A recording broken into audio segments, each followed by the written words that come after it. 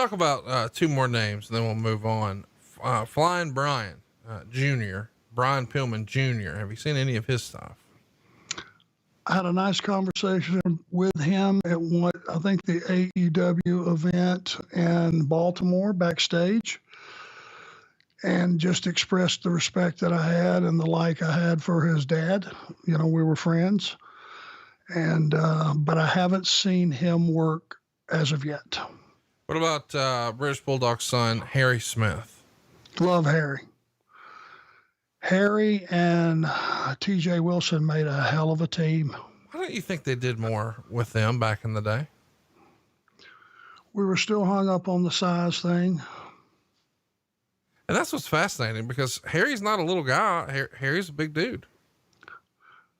But they had him with TJ, and right. TJ is an awesome performer, but he would have been the one they would have said too small.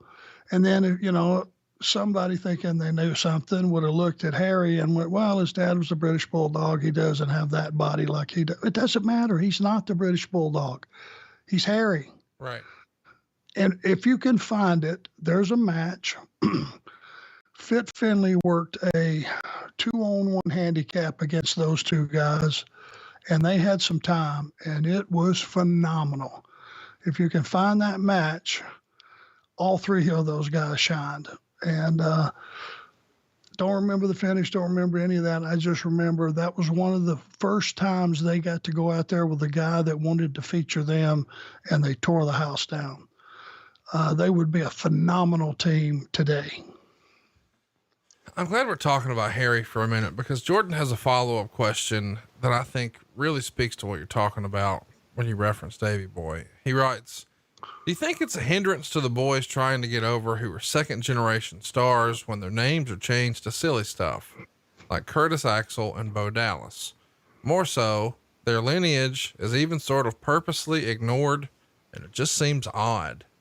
That is sort of interesting that in certain examples, like a Charlotte Flair, they want to be out front about what their heritage is and that they're multi-generational, et cetera, et cetera. But with a Bo Dallas, with a Curtis Axel, it feels like it's less out front. Why do you think that is? I really wish I knew. When you got a dad like those two kids have, right. Mr. Perfect, Kurt Hennig, Mike Rotundo, hey, there's one of those amateur wrestlers that was phenomenal. I forgot to put him on the list. He definitely belongs on the list. Credible amateur at Syracuse. Two-sport athlete. How many guys played college football and wrestled in college? I bet that's a short list. You know, and Taylor, very good wrestler. You know, why wouldn't you just let those two guys be like everybody else that has a dad? Chavo Jr., Chavo Classic. You know, you go down the list of second generation, Ted DiBiase, Sr., Jr. Let them be who they are. These guys have tremendous lineages. It doesn't mean they have to be a byproduct of their dad or they have to be copying their dad's style, but at least let them have the launching pad of all the years that their dads have put in and been a credit to this business. It's ridiculous.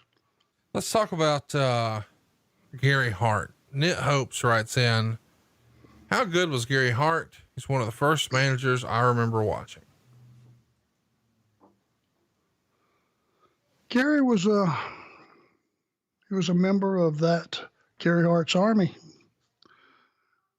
Dick Slater, Bob Orton Jr., the two that inspired me to get in this business. That's what I will always remember about Gary Hart.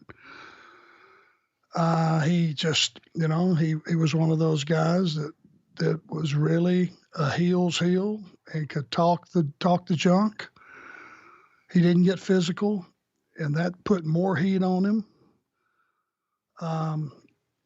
But those guys were phenomenal, and I think he was very, very good with Muta. I wasn't around Gary a lot either. He came before my time, but he was part of that package that inspired me to want to be a wrestler. Jay Stovall writes in, what do you think about the NWA bringing back the television title? Of course, we're going to talk about the TV title next week here on the show. And they announced at their most recent pay-per-view that the TV title was coming back. What's Arn think of that? I think it's pretty cool. I think it's a great concept. I know that it now, as the fans look back at the television title, they have a different look about, towards it. Because, and I've said before, to me, it was not a secondary title. It was a world championship. And it meant that every week on television, I would have a top flight opponent most weeks.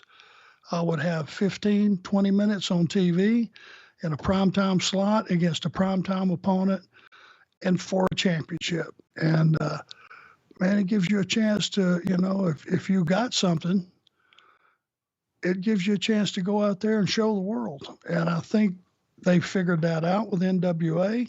It fits perfectly for that setting, being a studio setting like it is. And I think they're on something that a lot of people I know, when I go to different events and signings and things of that nature, a couple of questions they ask, how's Ole doing?